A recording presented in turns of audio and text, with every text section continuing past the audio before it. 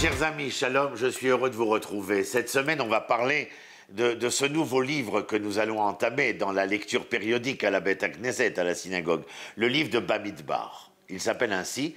Vous savez que en français, nous le traduisons par le livre des nombres. Oui, parce qu'il y a des recensements. Mais j'ai essayé de préparer quelque chose pour notre rencontre qui me fait excessivement plaisir et de vous dire, si Bamidbar est traduit comme étant les nombres, je l'expliquerai dans un instant, je veux que vous entendiez dans le mot Bamidbar, non pas Midbar, B, Midbar, c'est-à-dire dans le désert, mais Ba Medaber, c'est-à-dire que dans cela, il y a la possibilité que la parole s'exprime. Oui, alors il y a bien sûr une relation intrinsèque au niveau de la sémantique. C'est-à-dire que si la parole est capable de s'émettre, elle ne peut mieux s'émettre que dans un lieu où l'environnement est, je dirais, silencieux, serein. Car dans les bruitages de notre existence, il est toujours difficile de faire entendre la parole, la bonne parole, la juste parole. Voilà, c'est l'entrée en matière. Ba Medaber. C'est dans ce désert que la parole, et c'est d'ailleurs dans ce désert que la parole divine va s'exprimer. Nous sortons d'Égypte. Nous nous retrouvons dans ce désert où la parole de l'Éternel va devoir s'exprimer. C'est un véritable et très long chemin d'un peuple libéré. Mais être libéré ne veut pas dire qu'au moment de la libération, je suis devenu souverain, pas du tout. La libération me permet de me mettre en chemin vers la souveraineté. En quelque sorte, vous diriez que le chemin que je poursuis, c'est de Mitzraïm, de l'Égypte, vers Yerushalayim. Mais pas seulement. D'Égypte vers Eretz Israël, mais même arrivé en Eretz Israël, il me faudra d'Eretz Israël aller vers Yerushalayim. C'est la raison pour laquelle je disais hier soir dans un cours que je donnais, faire son alia en Eretz Israël, c'est bien, mais ce n'est que le début des épreuves, puisque d'avoir les pieds sur terre n'est pas suffisant. Il faut encore faire de la terre le plus bel endroit du firmament, si je puis m'exprimer de cette manière-là. Alors, le livre de Bamidbar s'appelle le livre des recensements. Je l'ai noté ici chez moi. Et il y eut 2 recensements dans l'histoire, dans le fil conducteur de l'histoire de Bamidbar.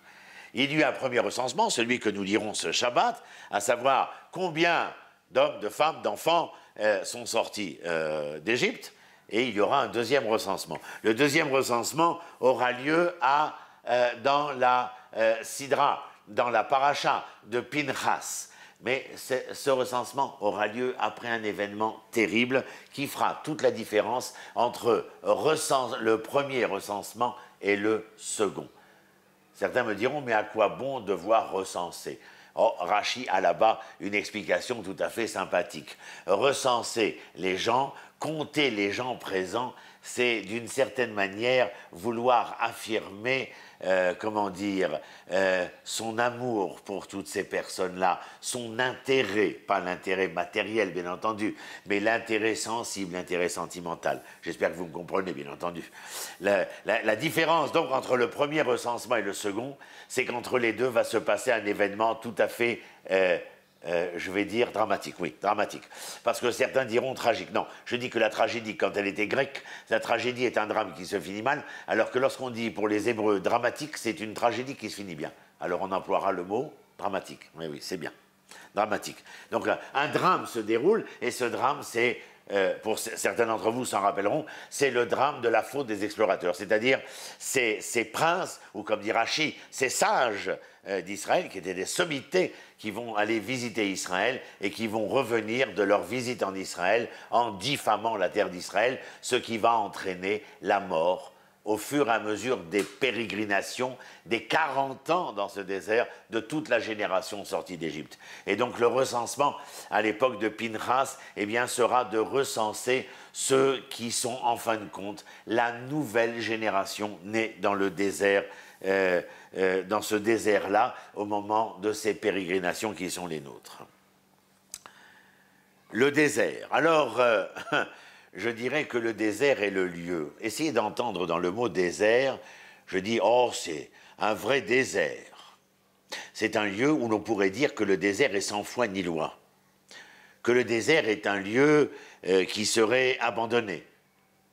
J'essaie de comprendre pourquoi dans le texte Vayafkidem bemidbar Sinaï, il se mit à les recenser dans le désert du Sinaï. Nous avons parlé concernant la parole, mais j'essaie d'analyser, de comprendre ou d'entendre surtout le mot désert, et je dis c'est le lieu où un lieu sans foi ni loi, un lieu totalement abandonné. Et qu'est-ce que veut dire recenser? Vayafkidem bamidbar Sinaï. Il vient les recenser dans le désert. Le désert, je viens de l'expliquer, est de deux manières. Mais recensement ici, alors j'écris d'une certaine manière, ce serait de mettre de l'ordre. Le recensement, c'est mettre de l'ordre.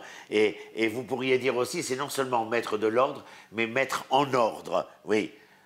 Mettre en ordre, et mettre de l'ordre dans quoi? Eh bien dans une population qui vient d'être libérée des carcans de l'exil et qui tout d'un coup entend qu'elle n'est pas seulement une populace, une plèbe sortie des carcans de l'exil, mais un véritable peuple, et qui plus est, non seulement un peuple, mais auquel une terre est promise, ce qui vient lui faire entendre qu'elle doit devenir une nation. Le recensement dans le désert, c'est mettre de l'ordre et mettre en ordre la société humaine de ces Hébreux, parce que cette société de ces humains hébreux va devenir Oumma, c'est-à-dire la nation d'Israël. Il y avait dans ce désert une manière de se mettre en marche et une manière de faire une pause de cette marche-là. Et lorsque les Hébreux montaient leur campement, c'était, je me le suis écrit ici, c'était en cercle concentrique. Qu'y avait-il dans l'intérieur, le plus intérieur du cercle concentrique? Le Ohel Moed. Vous savez comment est-ce que nous traduisons en français le Ohel Moed? La tente d'assignation. C'est parce que Moshe était interpellé pour y venir. Il était assigné dans ce Ohel-là, et donc il rentrait dans cette rencontre des plus intérieurs. Moed en hébreu, souvent nous le traduisons par la fête, mais c'est une mauvaise traduction. Moed, c'est être invité à, assigné à cette invitation-là. Et donc la tente d'assignation, en plein, au milieu de rien, c'est-à-dire au milieu de ce désert, exige une rencontre. Le seul fait que les Hébreux voient cette tente monter en sachant que la Shrina y venait résider pour rencontrer Moshe, c'était d'une certaine manière essayer de convoquer, sans même que les enfants d'Israël aient à y pénétrer, de convoquer les enfants d'Israël à entendre cette parole qui venait les interpeller à tout un chacun. Cette tente au plus intérieur du campement des cercles concentriques d'Israël interpellait les enfants d'Israël dans ce qu'ils avaient de plus intérieur, c'est-à-dire qu'en fin de compte, la seule présence du Ohel Moed n'était pas pour que le Ohel vienne assigner et convoquer Moshe, mais de sa seule présence dans ce désert où nous avons explicité que la parole pouvait s'exprimer. La parole était non seulement celle qui s'adressait à Moshe, mais cette parole plus insidieuse qui venait s'insérer dans les profondeurs de l'être de tout un chacun. Les cercles concentriques autour du Ohel Moed étaient bien entendu les Kohanim, les Lévi'im et Israël, mais où ces cercles-là ne venaient faire que cercle autour de cette tente de l'intériorité. Et donc, la nécessité était que sur ces Hébreux qui allaient être en chemin, il y avait de nouveau la possibilité sur les chemins de leur histoire de leur permettre de pouvoir se retrouver les uns avec les autres. Il fallait qu'ils puissent retrouver dans cette vérité qui s'exprimait à eux la possibilité de faire ce que nous appelons une rencontre en symbiose, un véritable accouplement où la vérité révélée par l'Éternel était enfin capable de rencontrer la réalité du vécu de l'homme. Eh oui, la vérité sacrée rencontrer la réalité matérielle de l'homme. C'est ce dont Israël est porteur, capable de faire savoir que cette vérité rencontre cette réalité-là.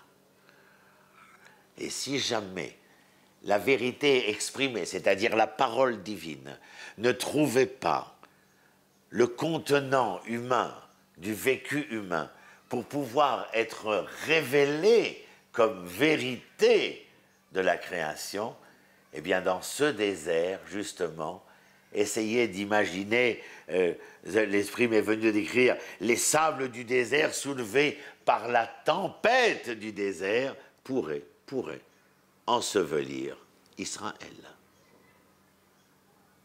C'est donc ô combien le fait d'être capable de se mettre pertinemment à l'écoute de cet hébreu qui se cache dans l'hébreu venant d'être libéré des carcans de l'exil, eh bien, était porteur d'un message de devenir.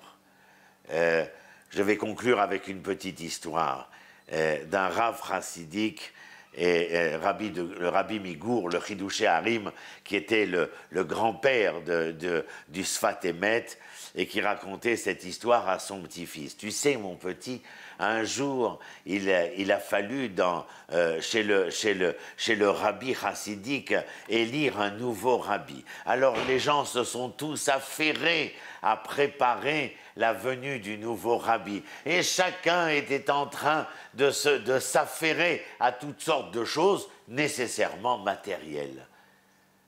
Mais le nouveau rabbi, lorsqu'il prit place sur le fauteuil qui était le sien, eut quand même quelque chose à leur dire.